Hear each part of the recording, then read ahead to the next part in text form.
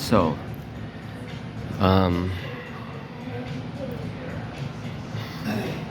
recapping so many things. Elon Musk buys Twitter for $44 billion. Who knows where the money goes? It could be distributed all over the place. And then if the company takes a big loss, all the money was squirreled away. To say that anybody who was at the top of it was in any position of power, the thing doesn't make enough. All of these things, they're just plays. There's not the real money trading hands anyway. Not that money is real, but if it was, if Elon went to collect all the debts of all the advertisers, the money won't be there. These major companies, they just blow it off. However, I think Elon Musk made deals with banks and insurance companies to back up his stuff, and with beyond the government of the USA, but with the CIA to cooperate with them. In exchange, he's going to have their power. He's going to be the ultimate credit and ultimate financier, ultimate bill collector. He'll make the ultimate phone, give it away for free. He'll own the finance company. GM and GM Credit is more likely what he bought than GM Car Company. He bought subsidies. He bought the government inroads, which are already in place. Now he can move his Tesla employees over and say, you're all GM employees, therefore the government's paying half your wages. And we have GM Credit, which is the sloppiest stuff, so he doesn't have to take, it's already insured, he doesn't have to take any accountability. He can still build petroleum engines, he doesn't have to change the world overnight. All the rebloggers have such a retarded view. Oh, Elon Musk is set to make electric cars for the world. We're buying GM to stop them. It's not rational, logical at all. It's silly. GM would go to bankruptcy if it wasn't supported by the government, who prints the money. So he's got his way right in there. He could have built a new Twitter for $1 million, not $1 billion. But the money, the numbers are nothing. All he did was support social media. So this falsely valued social media, which could topple the entire investment spectrum, just got plumped up again, and hugely plumped up. To think Twitter was worth even $1 billion,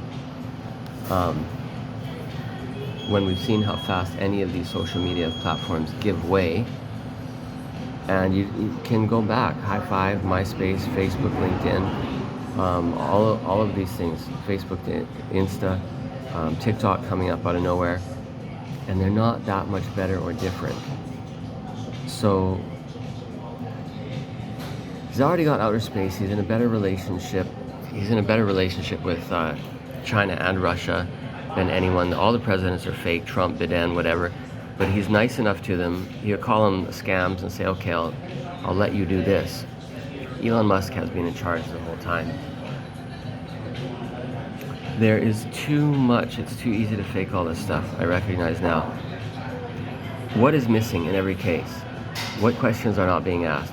So 9/11, the airliners. First of all, not enough witnesses say, yeah, I saw 2 white jet airliners with and describe the tail logo. In fact, nobody says this. The very few witness accounts of the planes, well, the planes, you didn't see them until the crash. Not true. Some people did. And their accounts were army planes, gray planes, jet fighters, or towards dark gray, black. Not a white jetliner. Nothing with windows. Now, why no witness accounts that say, my friend lived in the apartment next door and he was in 9/11, he was in the Twin Towers. You got 2,200 people approximately in the Twin Towers, you've got hundreds of people on the jetliners. How come no witness account video saying, my friend died, this is his ceremonial video, he was in the jetliner, I'm his friend, and there needs to be accountability. This is the kind of thing that we do for other humans, especially in a tragic time like this. Why? Because they never existed. None of these people exist. You don't have something to compare it to, though. You needed to go back to a time when we had YouTube and then see who makes the videos. Well, a mass shooting might be one, except the CIA shuts everyone down. CIA shuts everything down. I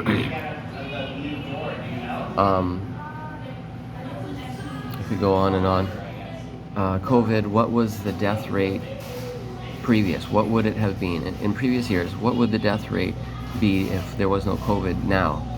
Very simple question you can't get an answer to. This study by Bill and Melinda Gates, funded study, that one is too difficult to read. Nobody can figure out what excess mortality is. It's got 6 twisted estimates, which make one, and I can't untwist the 6. I can't even figure out I know they're weighted, but even make sense of one of them.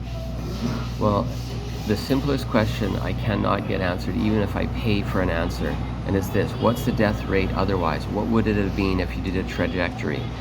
I finally found it. The death rate was going along, slightly increasing in 2000, and in 2014, the rate of increase declines. And now it's still going up, but at a lesser rate, very marginally going up. What happens in 2021, 2020 COVID, and right now till to date, almost 2023, the line continues, it's flat. Not a bump on it of an increase. And people talk about 2 times or 5 times the death rate. That's because that's what the headlines give us. I should leave it at that.